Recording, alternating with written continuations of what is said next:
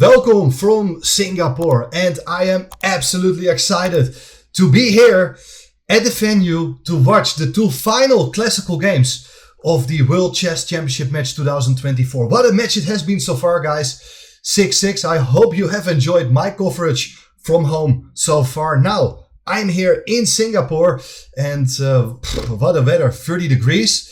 Fantastic venue, great organization, beautiful atmosphere with a lot of people, both Indian and Chinese people, a lot of local people attending the event. So big respect to the organizers for pulling this one off. And well, it is a fantastic match. That has to be said. And what is going to happen in game 13? Well, I hope you have enjoyed my coverage so far. If you haven't seen all the videos yet, make sure to do that and hit the subscribe button. Become a follower of the Robert Riss YouTube channel. Thanks for doing that. And now it's my pleasure to show you all the ins and outs of game 13, where Gukesh is playing with the white pieces again. It's his last game with the white pieces.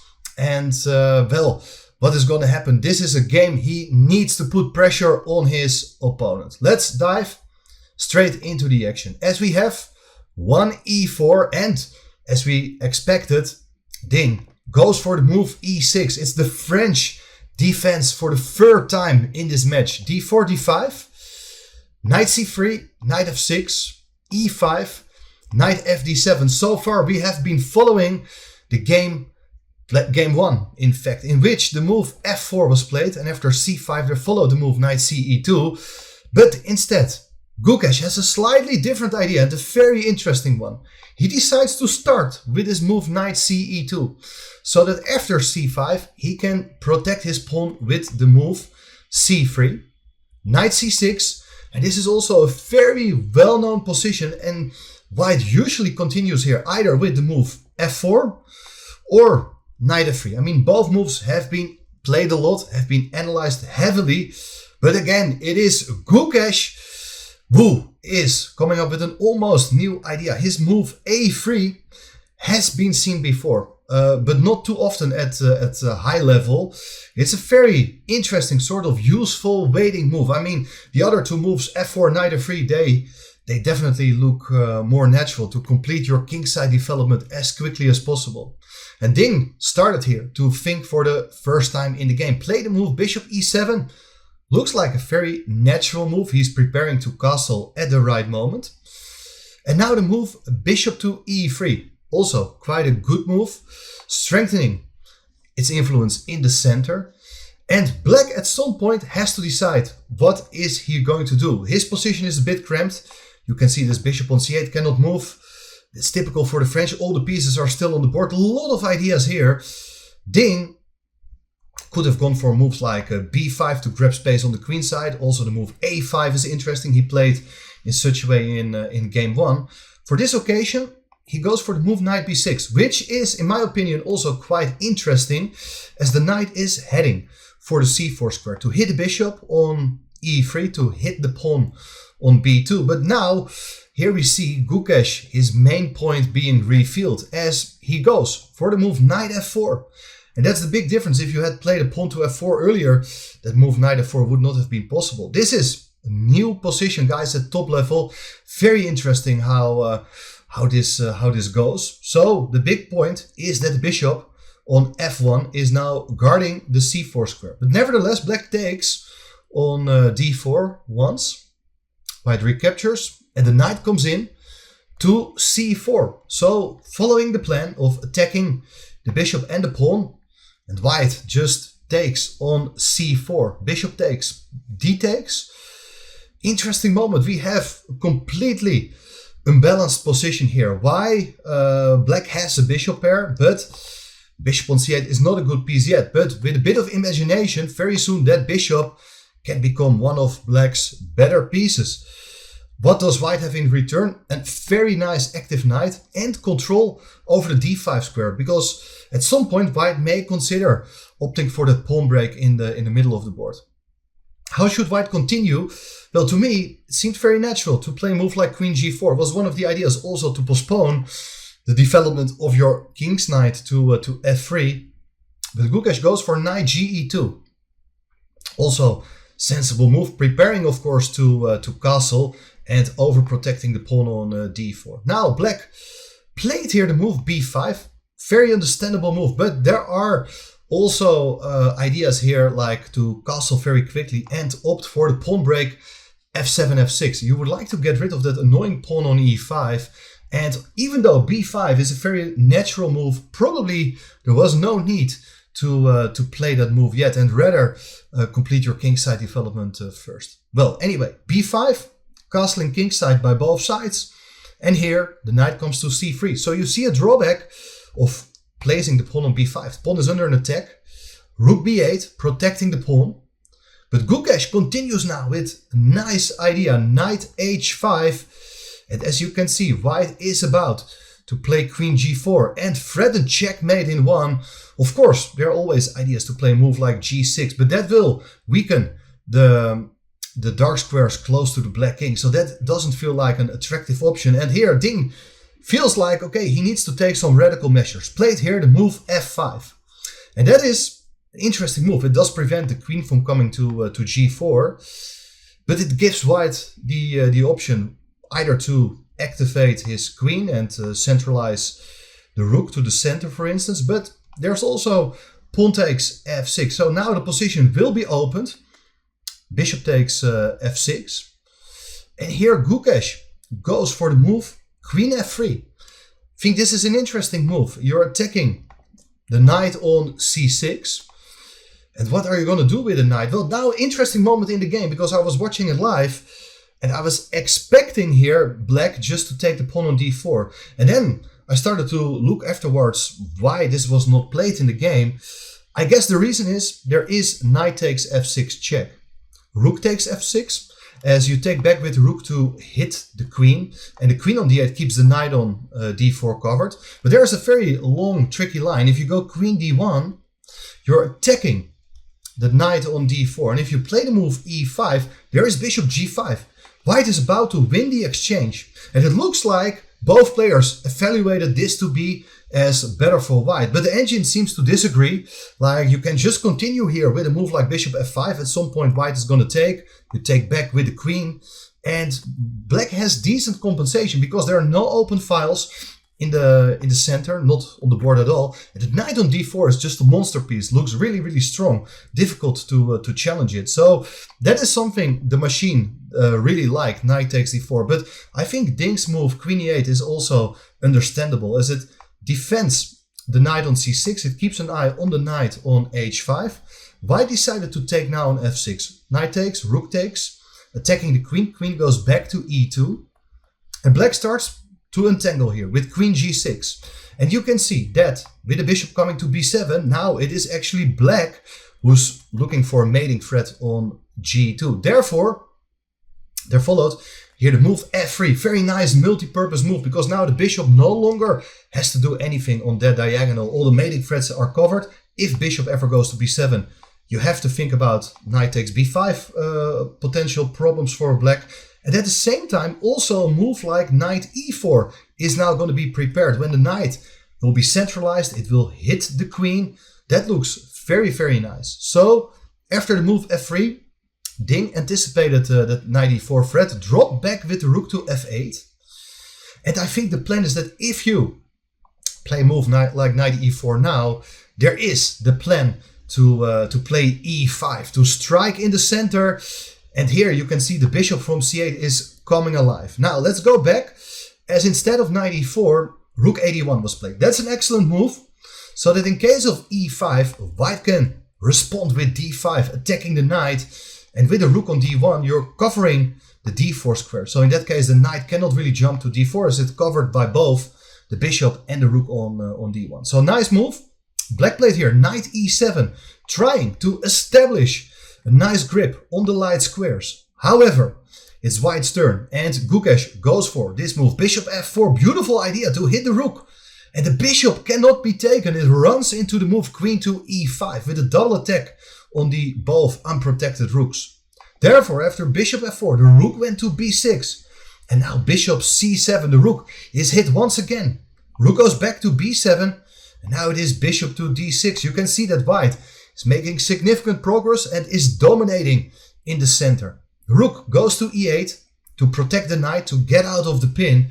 And this is a very, very important moment in the game, in the match. What should white do? I think a lot of people, they agree with Gukesh's decision, but there's one very strong source which doesn't agree. That is the engine. Gukesh decided to trade off the bishop for the knight, while the machine really thinks this bishop is potentially a very, very good piece with nice control over the dark squares. I also do like a move like rook fe1, keeping the option open whether to take on e7 or not. Looks like white is in control, but let's have a look. After bishop takes e7, rook takes back. The queen comes into e5 to attack the pawn on b5. Therefore a6 played. But now white goes for d5. Gukesh is playing in a very concrete way. That is his style. Most of these young Indian players, they're fantastic calculators. And that's what Gukesh is trying to do here as well. He's opening up the center so that the rook from d1 will join play very soon. Pawn takes d5, queen takes d5 with check. Now the most obvious move, bishop e6, is not so great. It runs into queen c6 and you have problems guarding that pawn on a6. Therefore, there followed the move queen e6, offering the exchange of queens. And white may consider taking, but queen c5 is a more ambitious move with ideas also to get a rook into d6 or maybe to d8. The other rook can come over. There are a lot of problems for black, but Ding finds a very important move. He goes for rook e8, keeping everything protected, especially the bishop on c8. The rook on the 7th rank is helping in defense as well. But Gukesh continues with very strong moves. Rook de1. I was thinking rook fe1. It's also a reasonable move, but this move, rook e1, this is a critical moment in the match. Black can actually now decide here to take on e1 so that you get 2 rooks for the queen. And this looks like a very logical line, but after king f2, the rook is under an attack as well as the bishop on c8. This line goes really, really deep. After rook e8, this is what both players had to calculate. I think Ding didn't like this position because of the move knight e4, and the knight will come to d6 when both the rooks and the bishop are hit by the knight. The machine says that there's only one move, rook e7. It's consolidating black's position, because after knight d6, how is black gonna deal with this very annoying knight fork? You don't want to lose the bishop. In that case, white is completely winning. The machine points out there is rook e5. You're attacking the queen. And if the queen goes away, let's say to c6, there is this move, rook from e5 to e6 to pin the knight on d6. And there's no way you can make progress. You cannot take the rook with the knight. You cannot take the bishop. The knight is pinned. The queen will be hanging. And even if you instead, let's say you start with the move queen c7 with a similar double attack, still with the knight, it is rook back to e7. And, well, apparently black is holding on. This is leading to probably a repetition of moves. This could have been played, but Ding instead, after rook de1, played the move queen f7. And here, a dramatic moment in the match, because white is having a decisive advantage. You may not believe it, but there is a really, really strong line. And it's difficult to calculate from afar.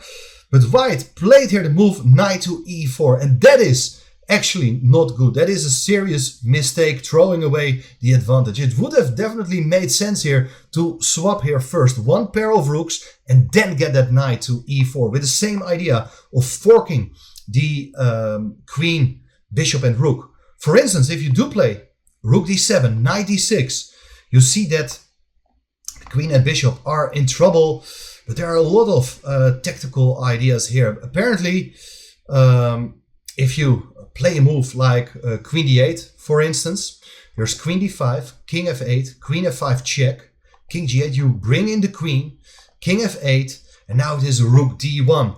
And this is winning for white. There is this threat of getting over the rook to f5. You're defending your knight on d6. There's barely any good move here left for black. Even here, I mean, to assess this position as to be winning for white, it's not obvious at all. But this is overwhelming advantage for white, thanks to the knight on d6 in cooperation with the two other major pieces. But after the move, knight e4, important moment again, as Ding realized that he can actually not play rook c7. It's not a good move. There is knight f6, fantastic tactical shot, forking the king and rook. If you take the knight, it's rook takes e8. If you take back with the queen, then the rook on c7 is no longer defended. However, Ding found here the only move to stay in the game. Rook f8, moving away that rook from the open file. Now, after knight to d6, you have again this massive knight fork. But the big difference is that with the rook on f8, with all the 4 rooks on the board, Black's back rank is much more secure. It's better covered. The king is much safer because of the presence of an extra rook. And here, how does Black defend? Rook c7, only move, counter-attacking. Your queen is under an attack, but you hit White's queen in the meantime. Queen e5 played, so the queen stays on the board. Queen f6, offering the exchange of queens, and Gukesh is trying to fight for an advantage. Queen d5 check, king h8, rook e5. He's continuing, and you can see that he's building up some pressure on the e-file. You can imagine White coming in with one of his rooks to e8 very soon. Rook e7 played, rook e1.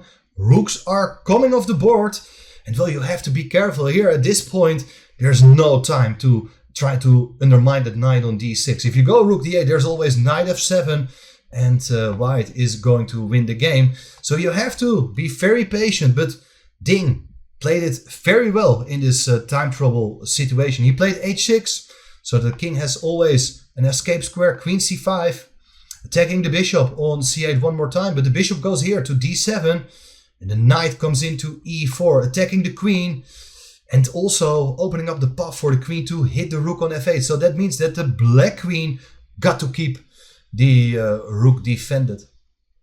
Queen f4 is an excellent move. So your queen is safe, and the queen is even looking for counterplay against the white king. There followed rook e7, attacking the bishop. And you may consider here giving check, and it's absolutely playable. But Ding played a positionally speaking quite a nice move. It's the move I looked at also while following it live. There's bishop f5, which is a good move. This bishop is just moving away from a vulnerable square, and you're about to take on e4 and aim for a more balanced position with only major pieces left on the board. Now queen d4 played. There's no time to take yet because white is hitting the pawn on g7. That would be checkmate. Rook g8, h3. So now it's white's turn to create an escape square for the king whenever a check is coming. Well, queen c1, check. King f2 actually played. Bishop takes e4. Rook takes e4. So materials even, both sides. Queen and rook and 5 pawns each. What does black do?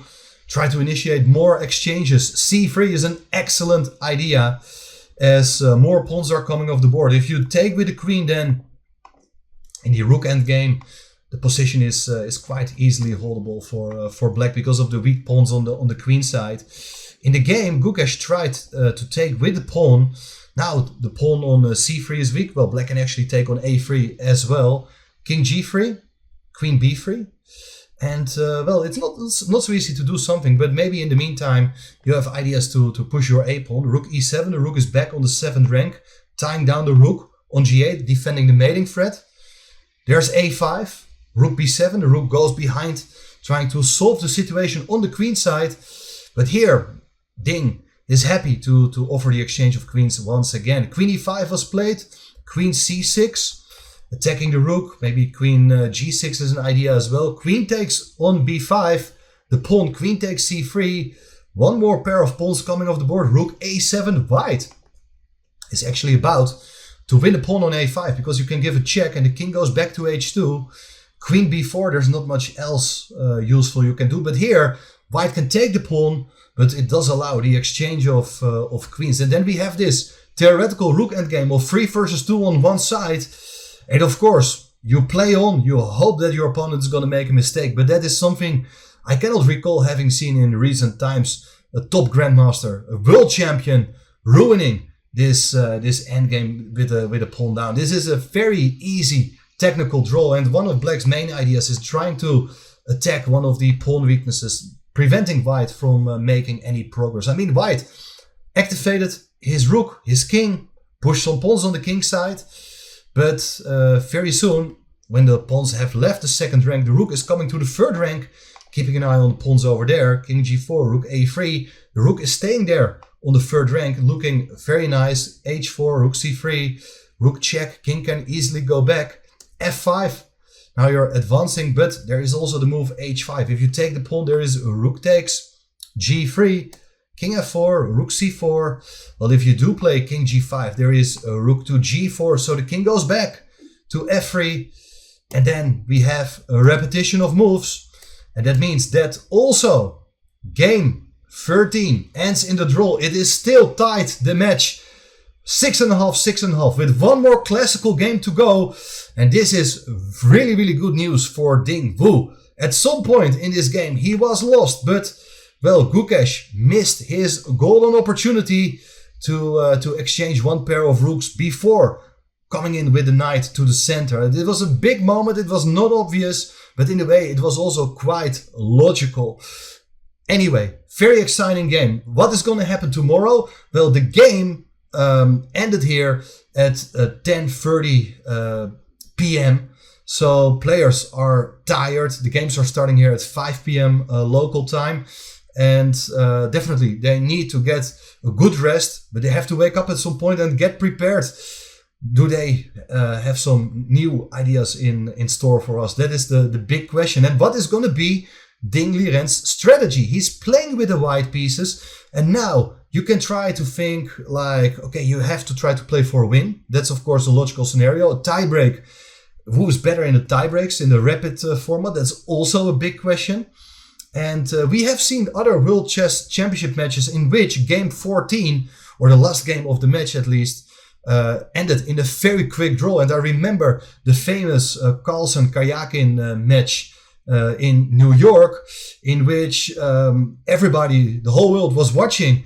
And then in a Berlin game, Carlsen drew just within half an hour. And with his strategy, he basically said that he believed that he has more chances to win in the tiebreak than to win a classical game. And that is something we also see at the highest level. It's very difficult to win games, even though in this match we see that especially Gukesh got a lot of chances. Also Ding got quite a lot of chances, but still very difficult to convert. So I'm very curious to see what is going to happen tomorrow in that crucial final game. Is it going to be the final game of the match, or will we get to see more tiebreak games? Well, thanks for watching. Hope you enjoyed it. And then I will see you tomorrow, guys. Greetings from Singapore. Bye bye.